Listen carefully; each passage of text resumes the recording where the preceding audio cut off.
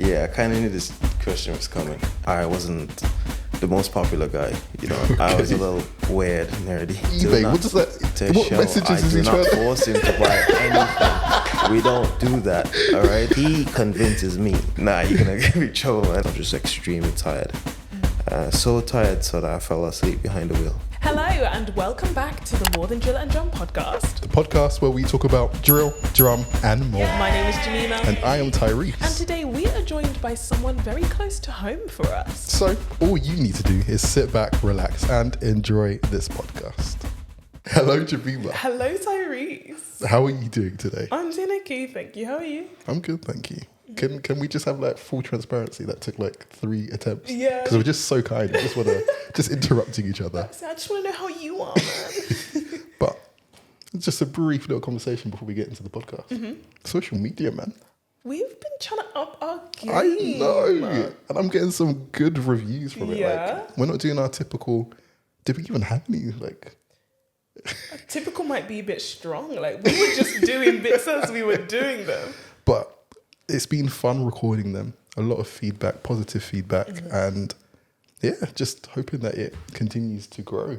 Like, obviously, if you haven't checked out our socials, go to Instagram, official MTDD, and you will find it there.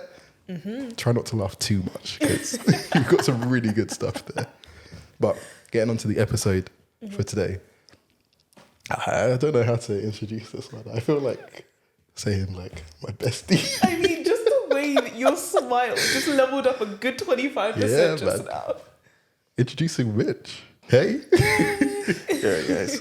This is going to be like a bit weird because now we're talking to you like my podcast mind is on. Like, I'm not talking to you as a friend. This is business right now. So, how you doing? I'm great, man. I'm great. God's great. Mm-hmm. You know, just giving thanks and praise. Thank you for making the time to come here. Appreciate being asked. I mean, you have come after work. Yeah. The commitment is there. Hi. And we're so grateful. To be honest, like, I've got passion for this. I really enjoy this, being here, being around you guys. It's just fills my life with joy. So I'm happy to be here,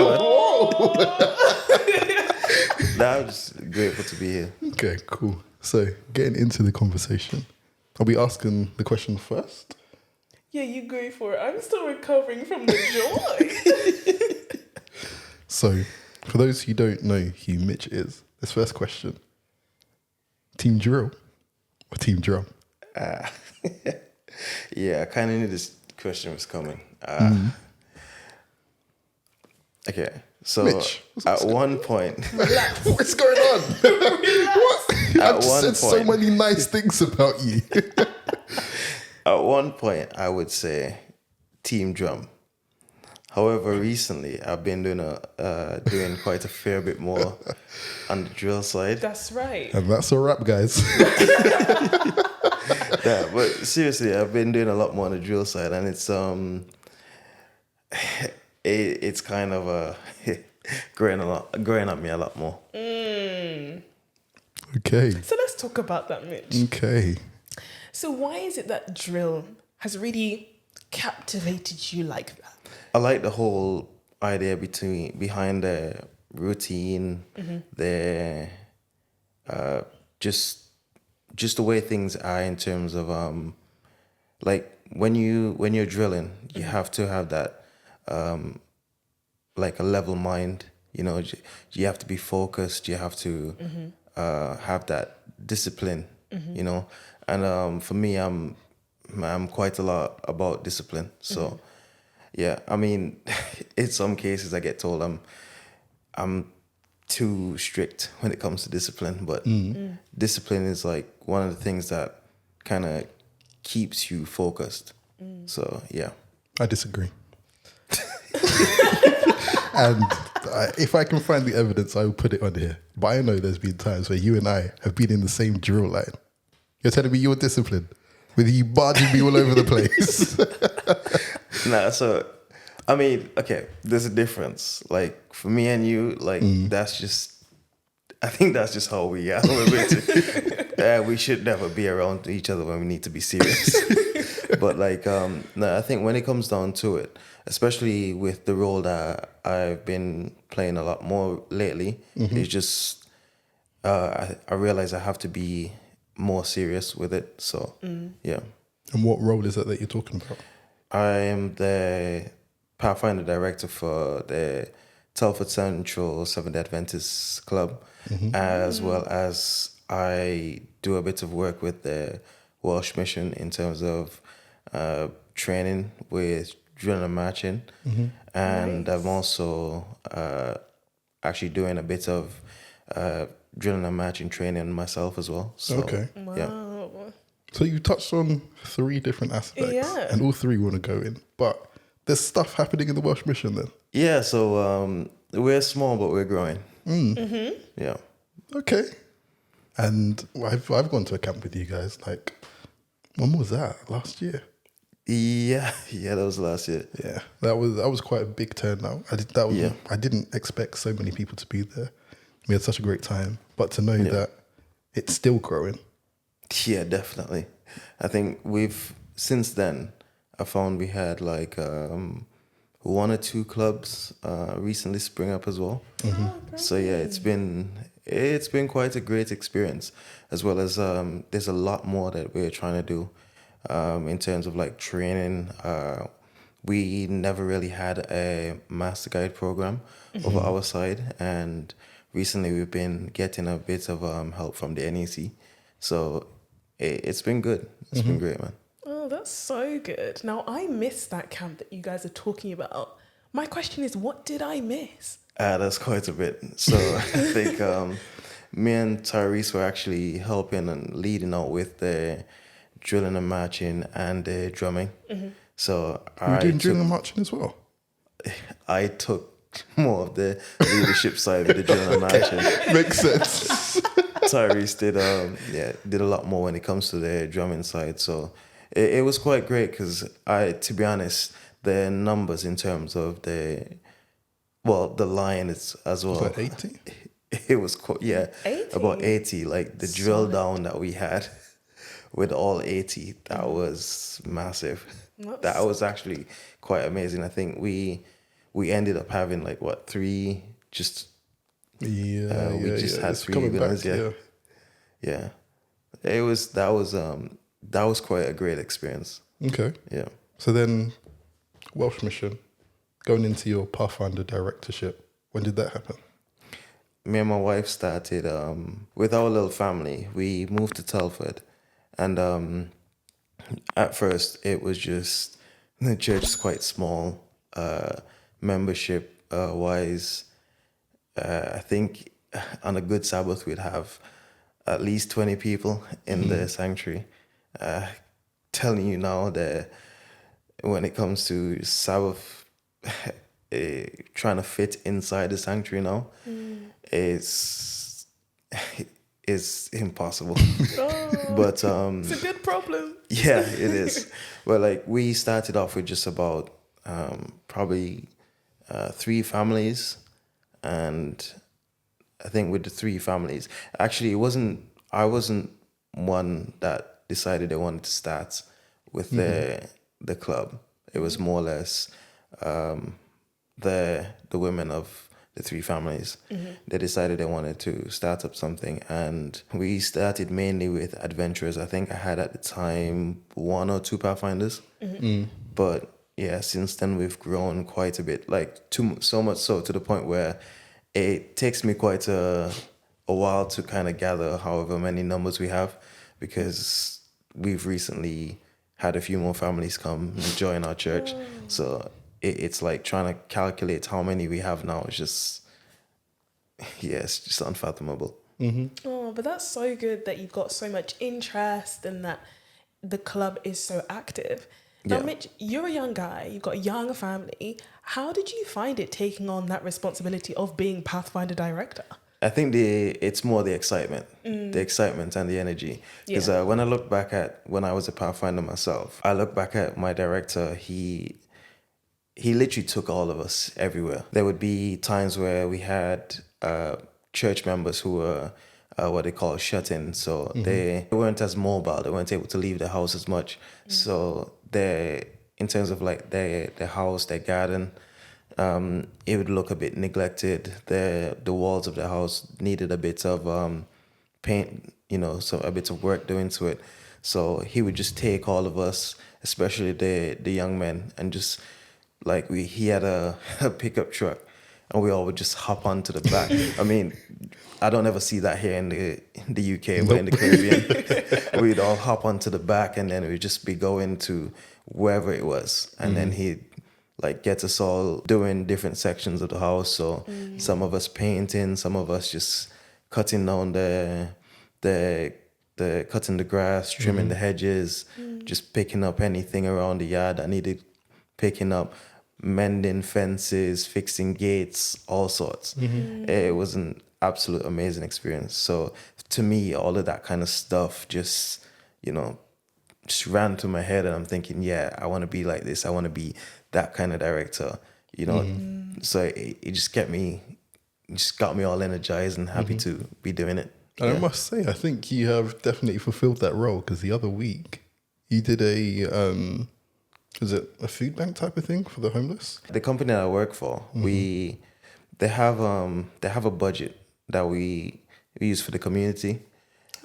Just any ideas that we have, like staff come up with, So it's more of at the time, I think they were speaking about in our budget meeting, the fact that the budget hasn't been touched as much, so we needed a few ideas of what to do with it. And I had an idea which it comes more from the adventure director and the assistant director. They were speaking about doing a food bank. And I was like, not food bank, sorry, a soup kitchen. So I was like, let me see what I can do in terms of asking my workplace. Why not? And it kind of slipped my mind a little bit. Don't tell them that I said that, but it was actually my assignment. But it came up in the meeting. I was like, you know what? I got a great idea. And a few other things that I had in mind, I was like, you know what? My club wouldn't mind doing this. We don't mind doing that. Like, we'll get on board. We don't mind helping where we can. So the company decided, okay, well, what we do is we'll fit the budget for all the ingredients that you need. Usually, because of the contracted hours that I have, it's more or less the time that I have. And they were like, well, we cover whatever community hours that you do. So it'll go down on your rota as if like, you're working. So you get paid for it. And if you need any assistance from any other staff members, by all means, feel free, ask, and we can get them involved as well. So it was quite a good idea at the time. And it was just like, all right, what should we do? And how should we go about this? So when we set up, it kind of seemed a bit slow to start. I think we only had like one person that I met earlier in that day. I was just walking back to my workplace from Asda, and saw this guy there. So I decided I was going to speak to him and invite him over. And the Pathfinders and Adventurers decided, let's just interact with the people around. And the councillors... Because you're right in town centre, aren't you? Yeah. So the councillors decided, let's get some hand painting going, little activities for the children. And before we knew it, we had like quite a few families, a lot of children coming over, getting involved, wanting to paint their hands. And we had like a massive banner where they they put their hands against, so the paint would stick onto it, and they wrote their names under it. So it was quite fun and interesting. And to be fair, like my workplace decided, why not do this as a more frequent thing? So at least then you might get a even better turnout the more you do it. So yeah, that community aspect I think is quite important, not only just for people that are involved, but for ourselves. Like, it's always nice to give back whenever possible. And from me to you, your dedication towards pathfinding is absolutely amazing. So keep going. I try. I try. But Because thank it's a you for lot of that. commitment. It is, yeah. How did we all meet? Okay. So that's a good question. So in terms of me and you, so we met via, I think, your parents, through them speaking to them, and then they mentioned you a few times, and at one point you came by.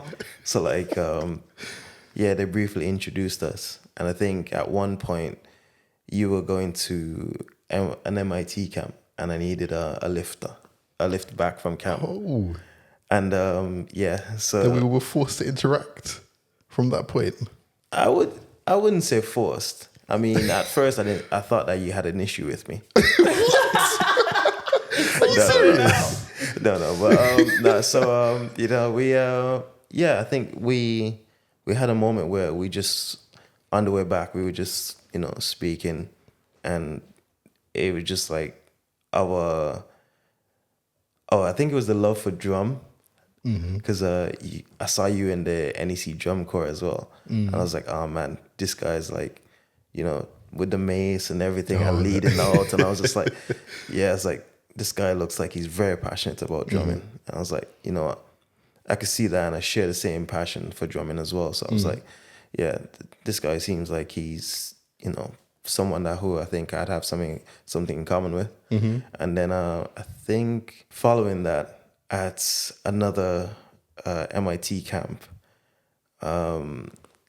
is when I met Jemima. So Oh, okay. you were actually leading out in the drilling and matching side for one of the requirements. And to be honest, I wasn't actually supposed to be there because I was due to have a meeting, and I think the meeting didn't happen. However, I already done my drilling and matching, so I just thought, you know, I'll just join in. And after that, Tyrese actually introduced us formally. Yeah. And because we got to speaking before about MTDD. Really? Yeah. The idea anyway behind it. Oh, wow. Yeah. So then we got to speaking, and I think the three of us was just going around and speaking to different individuals. Oh. Really? Yeah, I think one that you recently had on your podcast as well. I don't want to try and pronounce his name properly. Oh, okay. So I'm going to say it like Mancini. Yeah. But yeah. Oh, You see, when you just don't remember stuff. that was like, what, nearly 2 years ago? Yeah. Yeah. Wow. I'm trying to think, what phase were we in? I'm trying to think like when that day was. Yeah, it was like right before it all started up. I remember the 6th of August stuff that we did around. Yeah, August so yeah, so Was it that that? was, yeah, it was just before that, yeah. So Okay. we're going around and doing that. Fairs? Oh, that's why. Yeah, because then we had all our people. Yeah, Okay. yeah. So, Wait, can we have a moment of your time? We've just partnered with Brickcore to bring you the best drum pad we've ever used. It's portable. It's durable and it's even tunable. Just listen to how it sounds.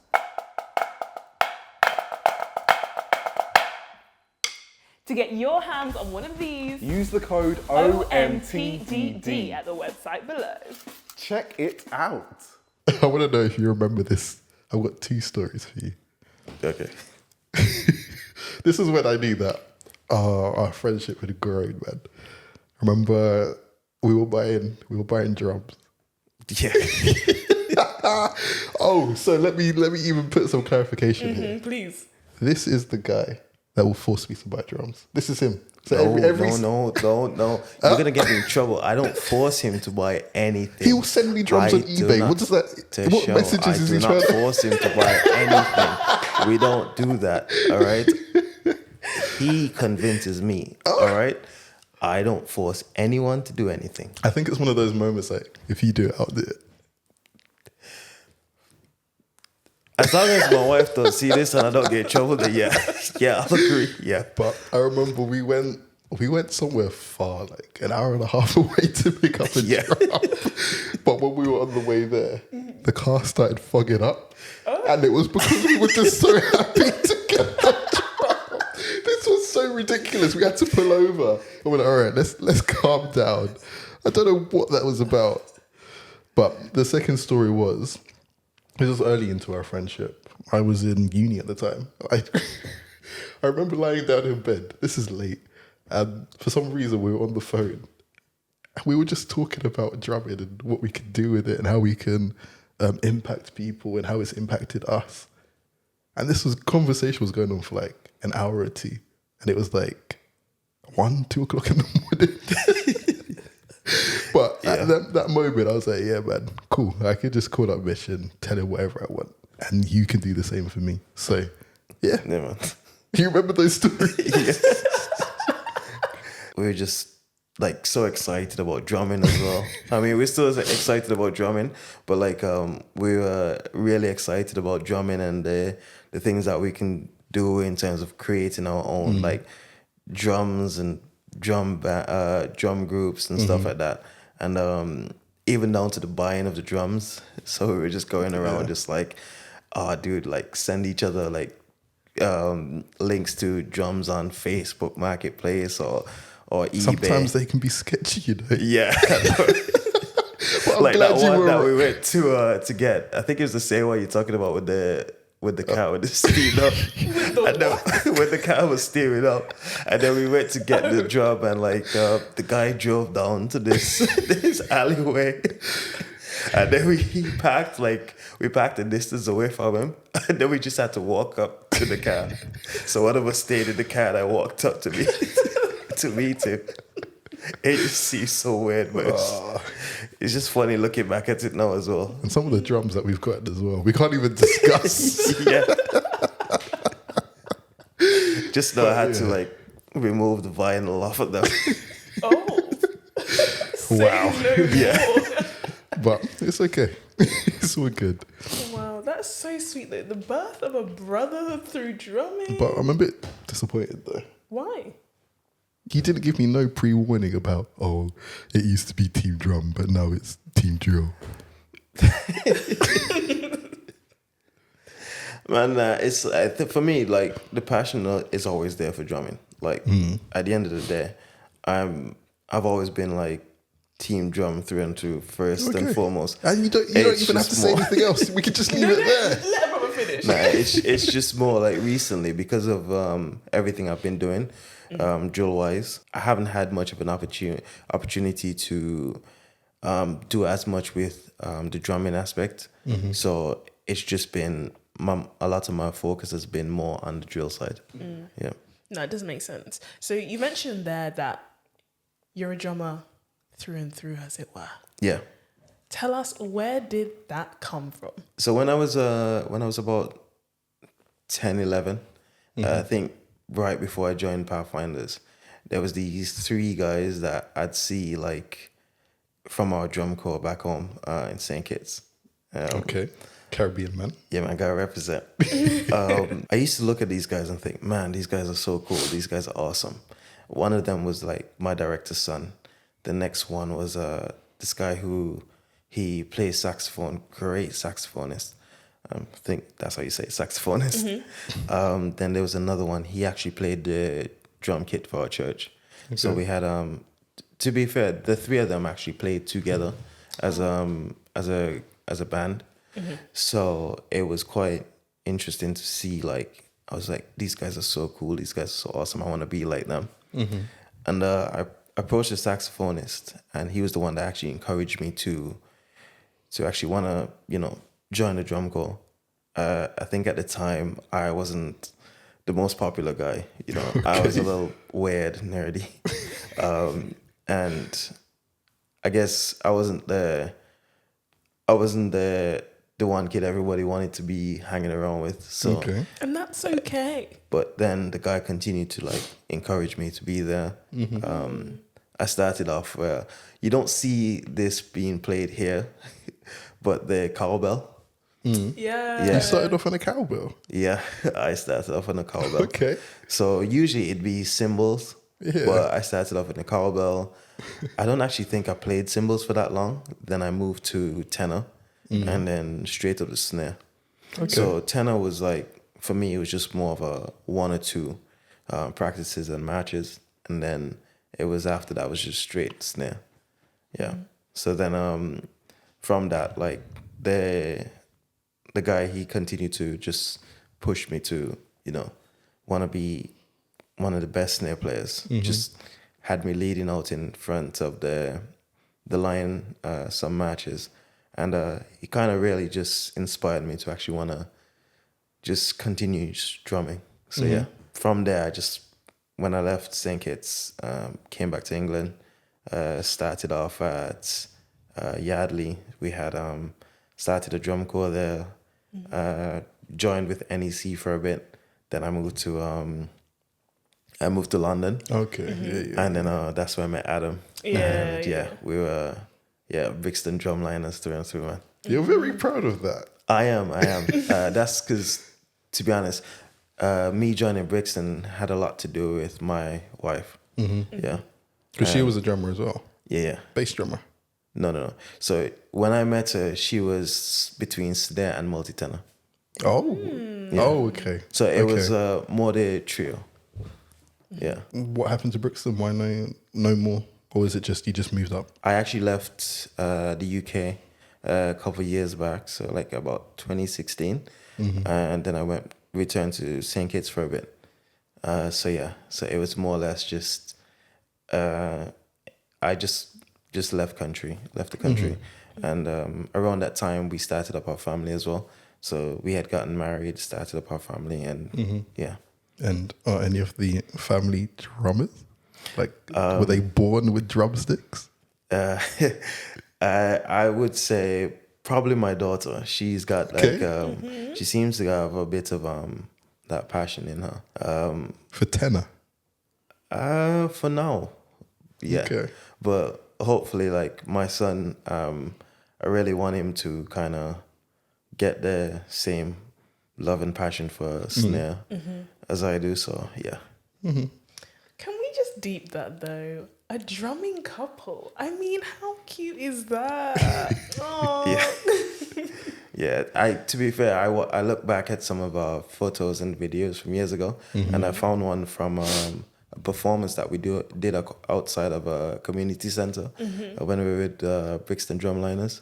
So yeah, it was I think it's some of the fondest moments I've had as a drummer. Yeah. Okay, cool. This is like the second love story you've had. Yeah, because Mancini was talking about his love life. Oh, yeah. Yeah, through drumming. Yeah.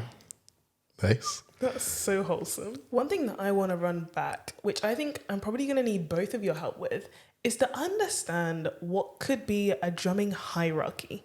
Because people be talking about, I started here, then I moved to here, to here, and it sounds like a progression upwards. So I'm wondering what's at the bottom of the pecking order and what's at the top? So I wouldn't personally say there's a bottom to it. I think it's more or less something that you'd have to, something that you start off on, that there's a lot less memory when it comes to Easier to start off with. yeah, Like something easier to start off with. Yeah. So like cowbell was easier because in terms of like playing towards the beats, there's not a lot of Rudiments on cowbells? there's not a lot of rudiments on the cowbells to What would be the rudiments? memorize. So like more or less singles and doubles. That's mainly it. Wow, okay. Because you'd mainly play the cowbells with one stick in one hand and the cowbell in the other hand. Unless where I've seen On a snare. no, I've actually seen a cowbell on it's several cowbells on an actual brace. Might as well just make a xylophone. Because then the xylophone and the cowbell, the sounds slightly differ quite a bit. So like the one on the frame that I saw, there's like different sized cowbells. Okay. So you get different pitches. Yeah. Oh, wow. It's yeah. I love that. So it's quite cool. But so it's a lack of like, I wouldn't say lack of, but more or less there's not as many rudiments to learn for it. So Right. it's a lot more easier. And then when you progress slightly to something that you like gradually pick up more. Right. Yeah. I would agree with you as well. Like, I know there's a lot of people that want to be snare drummers, but you can't just hop on a snare like that. You've got Yeah. to know the basics, know your rudiments. So maybe you might start off on tenor because it's a less more intensive than what you would need to do on snare. Right. But then there's also the flip side. Like if you're genuinely not interested in tenor, that means you're going to put in the work to want to know how to play snare.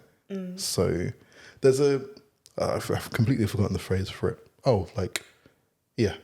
The snare, I would say, is quite a high learning curve. Like a steep learning curve. Steep learning curve, that means it's a little bit harder. Yeah. Like you got to learn fast. Yeah.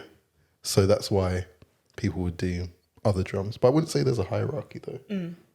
But as for myself, I started off on cymbals. And I guess because of the way that we word it as well, like I worked up to I multi-tone. graduated too. I wouldn't say there's a hierarchy. But some people might see it as that though.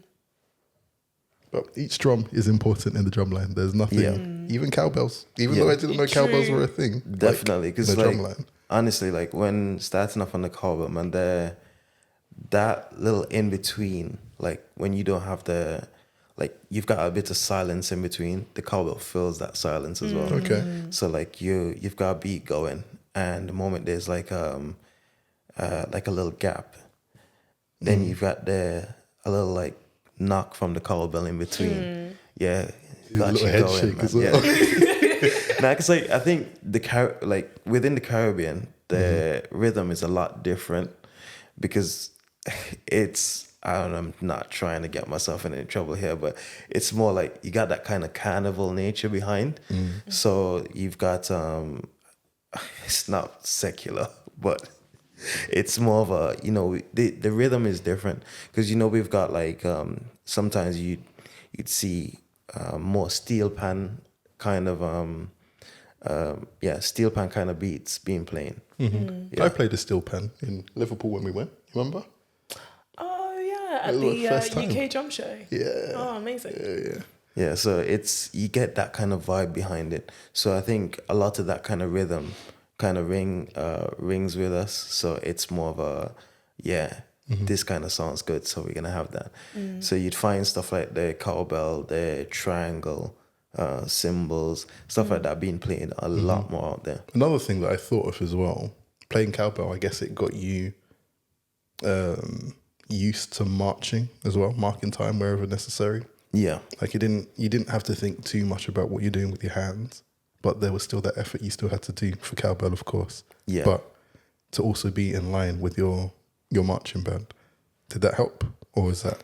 yeah, it definitely did because I think sometimes like when we were matching, you'd kind of, I think for quite a few of us when we were younger, we kind of lost focus because you just so excited to be there, but then you realize how much better things flow when you're in line with your other so when you're in rank, you have to make sure that you're in line properly with the rest of your line, so at least then if for Helps you any look a reason little bit more uniformed. yeah, but for any reason, like say they were going to change the beat, and you didn't know what was coming next, but the person next to you did, or for some reason you forgot what you were going to play. Being in line kind of helped you just being able to see. So at least then your eyesight like just line up to be able to say, okay, guys.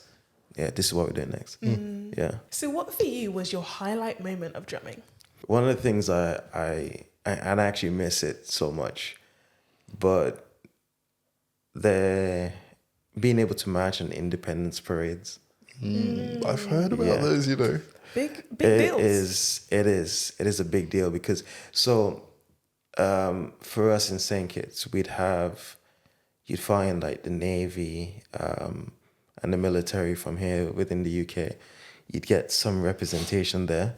So it's not just, it's our military, it's our armed police force, it's our defense force. Defense force is more like our, it's like our military there. Right. You know, so you get our defense force, you get our police force, you get the boys brigade, the girls brigade, brownies, whatever other Pathfinders. clubs. Definitely Pathfinders. Pathfinders was, we had a major turnout for Pathfinders because you had so many clubs for Pathfinders around the island. Like, whereas with the brownies, you'd find there's just one club. With the police force, you had the younger group for the police force. You had the cadets. Then with the Pathfinders, you had each church had their Pathfinder club. So if you had more than one drum corps, when it comes to the clubs there, if you had more than one drum corps, you'd find that it'd be broken up between. So and for anybody from back home who sees this, like, I'm not being funny, but Basta, you know, drum corps all the way. We were the best. You know, Oh, we were Basta. leading up. Basta, Basta. yeah. I feel like I'm speaking another language. How do you spell that? BASSE TERRE. What? Nah, you're gonna get me in trouble, man. I'm sorry. So yeah, so Right. so you had Basta, Pathfinder drum corps, like, we're the best. So like we led out in front of our Pathfinders, and then you had the other clubs behind following, and then another drum corps. But it would always be led by the defense force. Yeah. Oh, okay. And then to be fair, like, looking back at it now and remembering, whenever we had any parade, majority of the time afterwards, we'd have a drum off, or someone would like try and instigate a drum off between the defense force, the Pathfinder drum corps. We had K-On Pathfinder drum corps. Sometimes like the police band. You know, we had the different groups. Then we'd start up with a little drum off. Majority of the time it'd be in where we call our Independence Square. So yeah, so it brings back a lot of fun memories, because, you know, not just being able to drum on a parade, but having all that kind of excitement from stuff like that, and people just want to be there to be witnesses to see what's going on, and sometimes even join. You'd have quite a few parents ask if their children could join, and it was just so fun and exciting to see, because it gave a lot of us as young people something else to do, rather than just, you know, roaming around just being quite idle. It gave us a lot to do. So yeah. I want to unpick this drum off. Maybe it's a silly question, but how do you actually initiate a drum off? Like, do you go and say, I challenge you to a drum off? Or Throw a like, stick at someone's head. what are we saying? No, so majority of the time, whenever there's a parade, we have what we call Child Month as well. So Child Month is usually in June. So with our Child Month parade, Child Month, yeah. Okay. So with the Child Month parade, like, it's usually primary schools, preschools are represented, okay. and yeah, it's quite exciting to see, because a lot of the primary schools and preschools, they make like banners and floats and stuff. Yeah, so you get a lot of representation from the schools as well. But you, in the beginning of the parade, you'd have like probably the defense force leading out. So defense force drum corps, when they get to the square, they would be there drumming still, waiting. So it's, you know, they're entertaining the people just by drumming, and sometimes they'll be there waiting, because they already know, like, once we get there, you know, There's going to be a showdown of some sort. yeah. So they'd be on one point, and they'll continue playing, and we're playing our beats and coming down. And by the time we get to the square, you know, you can hear them and you can hear us. So the excitement's already there, because people already know, like, something's about to go down. What's coming in my head? This country ain't big enough for the two of us. But yeah, it's honestly like you get that kind of feeling as well because it's just like, all right, who's the best? And I think in most cases they already knew who the best was. Okay. So, Wow. but yeah, it's that it would usually be something like that. So then, do you have any positive drilling experiences? Yeah. So when it comes to our congressory as well. What's a congressory? I was just about to ask. Okay, so had to jump in before you. with our congressory, what congressory is basically like, so like at the end of each year before you get invested to move up to a next class. Okay. Yeah. You're moving up to a next class. We'd have like a camp, like a camporee, and the camporee that we'd have would be all the clubs from on our island, and we have like what we call sister islands. So in our sister islands, we'd have our country is actually a federation. So a federation is like two islands together. Okay. So you got Saint Kitts and Nevis. So yeah, so you got Saint Kitts, Nevis, Antigua, Antigua and Barbuda, and Montserrat. Quite a few of our islands within our conference. They'd come together and they'd have a camporee. I think that concept is just so cool. But they just go on like a plane or a boat and just come across. Yeah. Wow. So like it's like Fun. you'd have majority of the times the ones that we had were Saint Kitts and Nevis because we were so close together. Yeah. So we'd have our let's say camporee. We'd have a camporee and we'd have we'd arrive on the Friday. We'd have the Sabbath program where we'd all meet we'd have like a massive marquee and we'd all meet under there, and then we'll have like the ceremony afterwards where we'll have each club getting like invested, everyone receiving their pins, and then after that we'd have a parade in the afternoon. So yeah, so we had quite a few parades, so you had so many opportunities to drum, so that was awesome. But then on the Sunday now we'd have the time where we get to showcase our skills. So we had drum offs. We used to do knot tying and lashing. So we had Which to you're showcase extremely good at. we'd had to showcase our knot tying and lashing skills, where we had like a relay race. So you'd have to like also your first aid skills. She had someone who was like to be like pretend to be injured, and then you'd have to like do the proper like wrapping of their bandaging like their whatever wounds and wrapping their head and stuff, and then you'd build like a frame with using your lashing skills, and then lift them on it and then carry them across to another side. And that's where we had like drill downs. Not necessarily drill downs, but it was more like your club would over the year you'd practice like drill routines. And with your drill routine you'd just be like preparing yourself, like making sure that everyone is on point. You'd have to double check that everyone has full uniform, everything on your uniform, because your uniform gets inspected as well. Like back then they were a lot more strict around like how we dress, how we what we wear. You'll polish them shoes. Make them shine. Yeah, shoes are polished.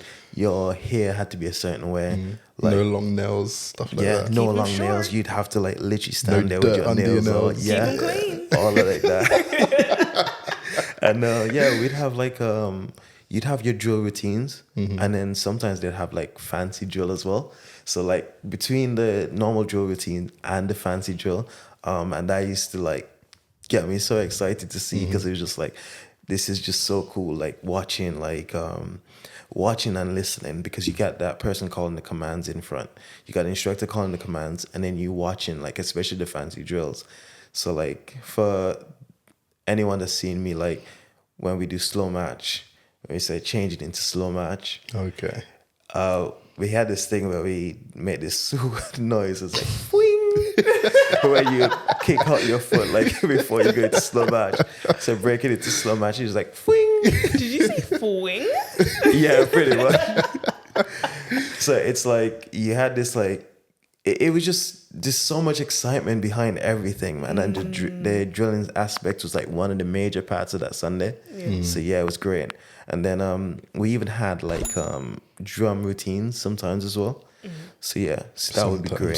Sometimes, but drill was a major aspect for those Sundays. Yeah, but drill was a major aspect because when it came down to it, not many clubs had drum corps. However, every club would have a drill team, so it was like More accessible drill. yeah. So that's pretty much like where I had my passion for drill as well. Wow. Yeah. See, just hearing you reminisce on those times, like I can see the passion in your eyes. I was thinking in the post editing, I'm gonna have to like cut something out or tone down the excitement because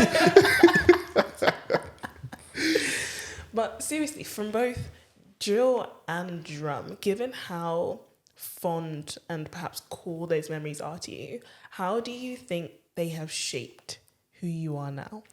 It's kind of made me a lot more of the person I am today. Simply because it gave me something to do, something to look forward to, something to keep me active. Because when I look back at it, a lot of the time, like say, looking at like how times are now, not a lot of young people have something to keep them active. And back then, like we had so much more that kept us busy. When it came to parades and drilling and marching, we'd have practices every Sunday, or sometimes during the week when we knew we had a big event coming up. Sometimes you'd find that we had other matches that we could play for, so we didn't have just Independence Day. We didn't just have Camporee. We used to have we'd have so much more community outreach programs. We had like whenever we had a crusade, we'd have a match, we'd have a parade, so stuff like that. We'd even play for school sports days, little things like that. We had so much more to keep us busy, so much more to keep us doing.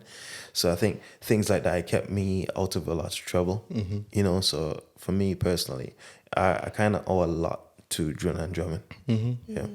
I'd definitely love to go to a country where the drilling and the drumming is essentially more of a focus than I know of now.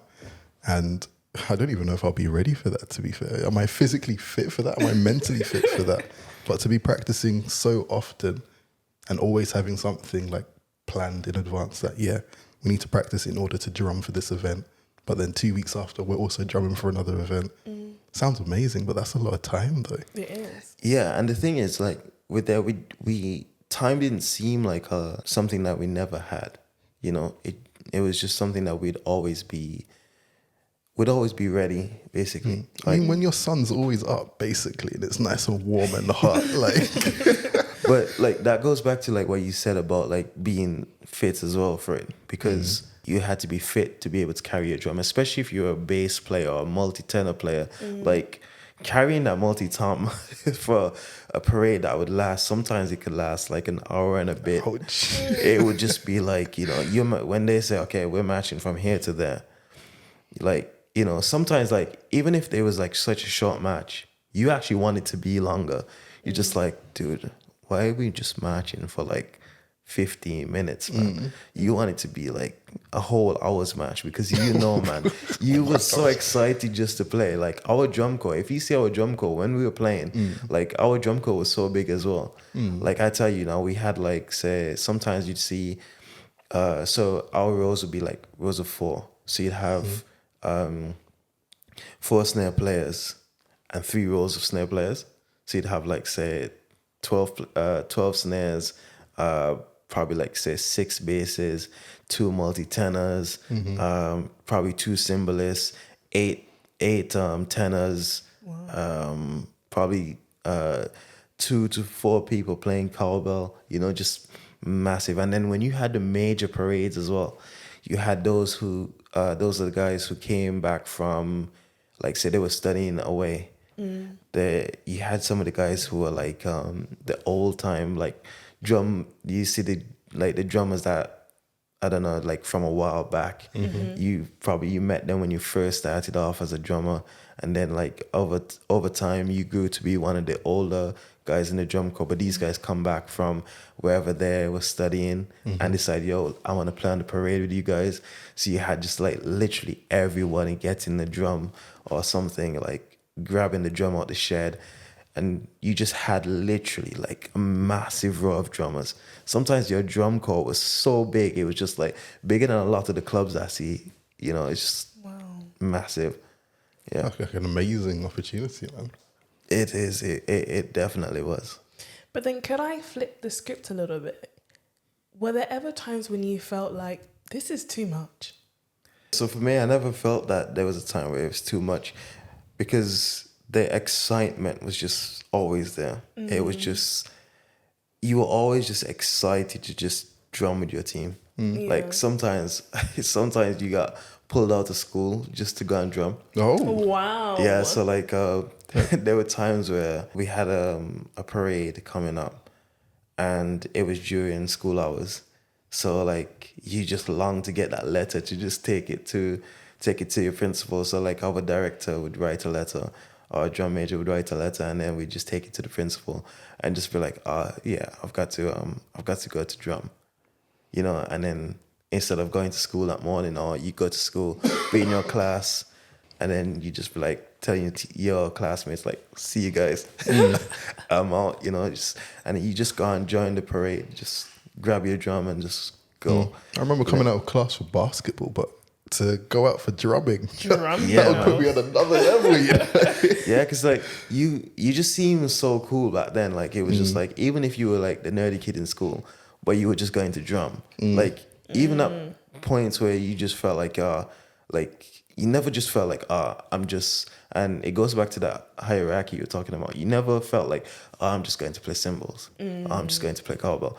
You were just like, I'm going to drum, like I'm going with my group. Yeah, that was it. But the amount of street cred, I mean, you walk around with your backpack slightly open just so your drumsticks can stick out, isn't it? Yeah, because you had sometimes you had your brace on or your strap on, and then you had Really? like your sticks in your bag or something, or your sticks in your hand, and people knew where you were coming from as well, because they heard you. Like it's just, amazing experience. How do you manage it?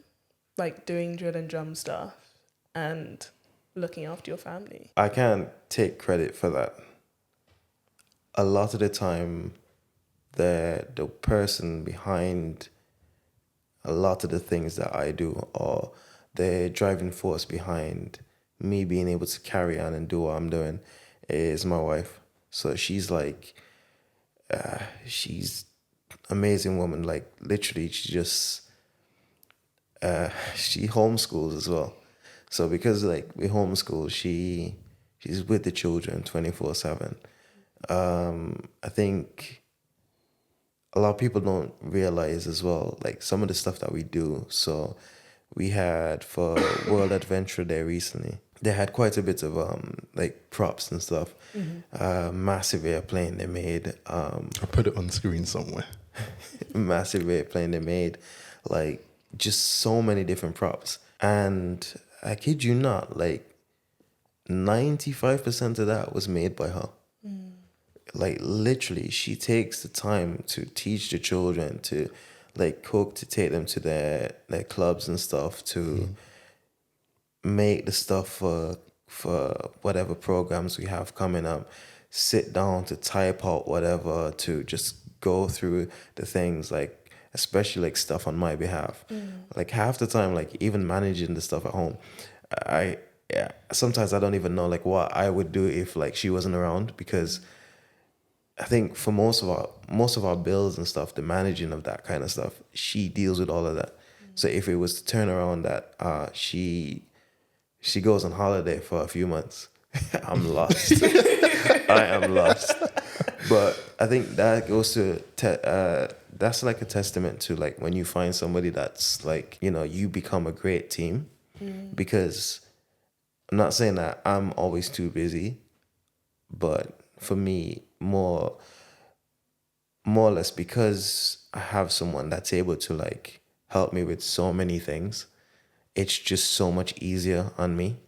I think recently as well, I found myself. I'm gonna share something with you as well, like a Yeah. bit of testimony. So I found myself like recently overworked. I I kind of got myself into a bit of trouble.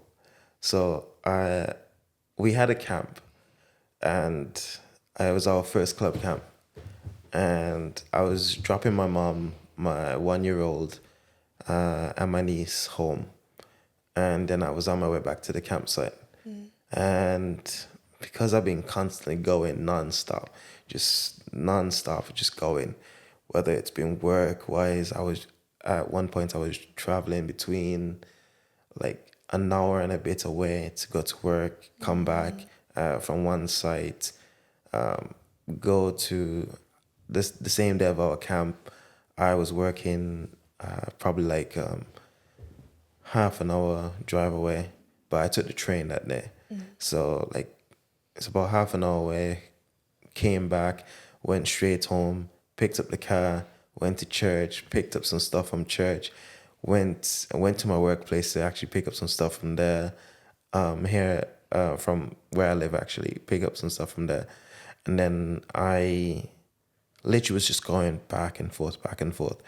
So I was just constantly going. And one night I found myself just extremely tired. So tired so that I fell asleep behind the wheel. I I don't know what happened, but my car when it hit something, and I think it's like so like the triangle before you go to the roundabout towards the roundabout, like my car hit that, and because I wear glasses, my eyes like sometimes when I open my eyes, it takes a second to readjust, but my eyes readjusted, and it's just right before my car went through the sign.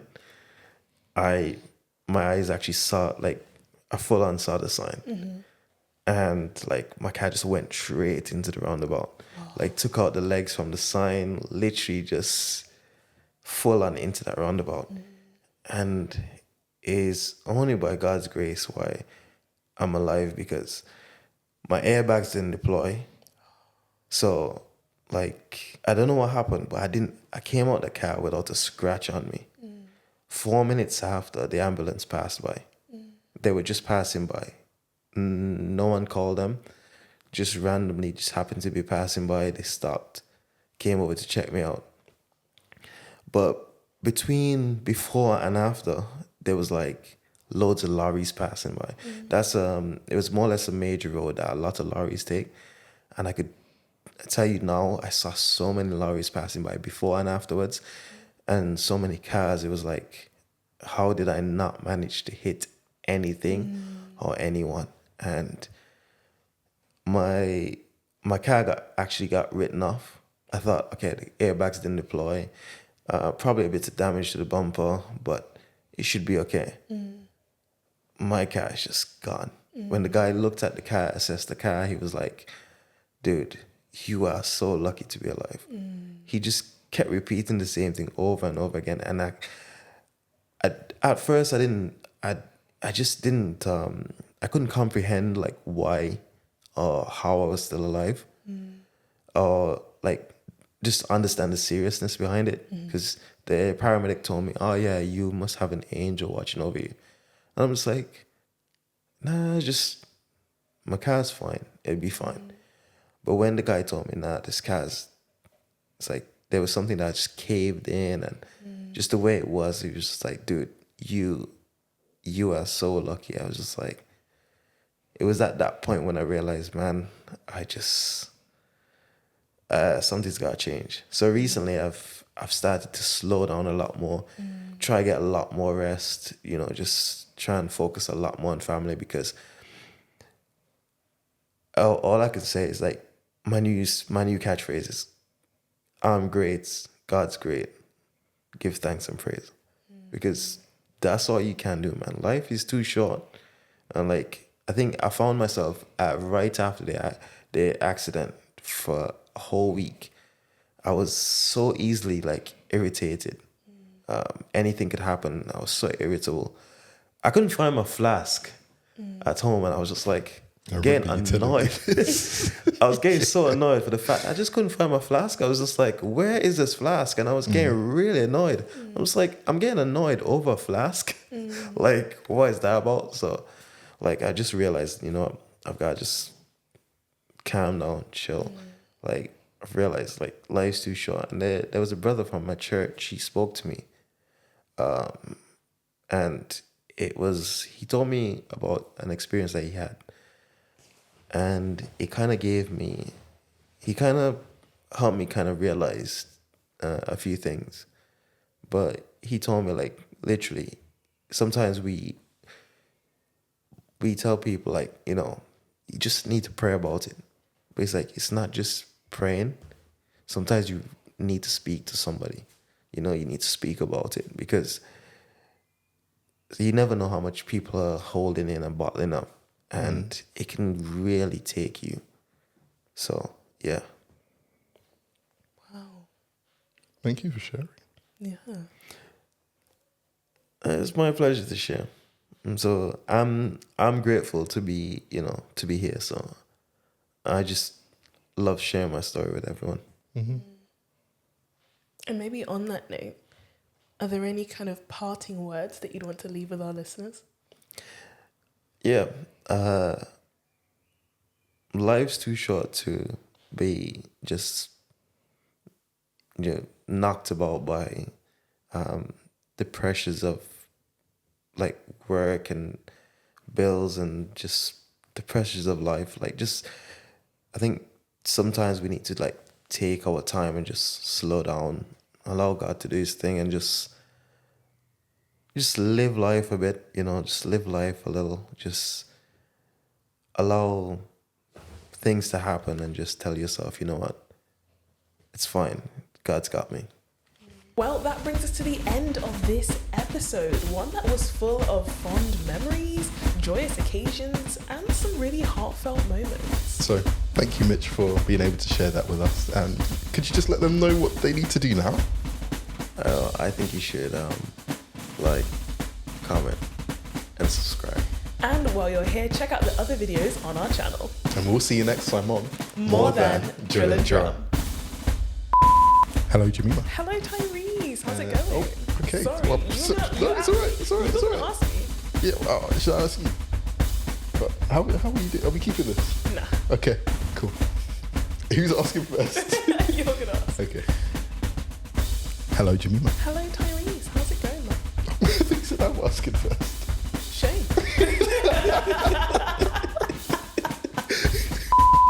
I did give your youngest the drum for his congratulating him for being born. What? Nah, it was one. He turned one. Oh, what's it? It was his birthday. Oh, that's cute, though. Oh. Classic. Like, you okay? What did you do? What the heck? I've got a cramp right under my tongue. give me a moment, please. That is us done.